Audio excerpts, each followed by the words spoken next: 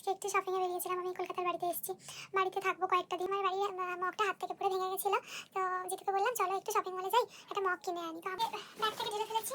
আচ্ছা, all credit এই মগটার জন্য। এই মগটাই আনতে গেছিলাম, কিন্তু আমার এত কিছু জিনিস। তো চলো ফটাফট দেখি। গ্লাস দেখো কি কিউট। এই গ্লাসগুলো কিন্তু 200 করে নিয়েছে, খুব সুন্দর, আমার খুব ভালো লেগেছে। আরও থাকলে হয়তো আমি আরও নিতাম। তো তারপরে দুটো মাইক্রোওয়েভের বোন নিয়েছি। আমি যখনই কলকাতায় আসি বাড়িতে তখন আমি একটা দুটো করে নিয়ে যাই, কারণ এগুলো সবসময় বয়ে নিয়ে যাওয়া পসিবল হয় না। একটা লেদারের ব্যাগ এনেছি, দেখতেই পাচ্ছি খুব সুন্দর, পুরোপুরি পিওর লেদার। এটা আমার ছেলের জন্য এনেছি ব্রাশ রাখার। আচ্ছা, এইগুলো আমি পার্সোনালি এখানে যখনই আসি এগুলো নিয়ে যাই। দেখতেই পাচ্ছ মুখরোচকের চাল ভাজা আমার খুব ফেভারিট। একটা কোকোনাট অয়েল এনেছি, কি সুন্দর কিউট না ডাব্বাটা। তারপরে আমার ছেলের জন্য কোরিয়ান নুডলস। তো ভালো করে বারবার করে বলেছে মা কোরিয়ান নুডলস নিয়ে আসবে। ওর জন্য একটা পিরি পিরি মশলা।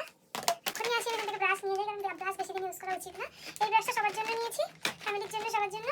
আর আমার ছেলে এই ইম্পোর্টেড ব্রাশটা খুব সুন্দর, খুব সুন্দর, খুব কিউট। ওই জন্য নিয়েছি আমি পপকর্ন।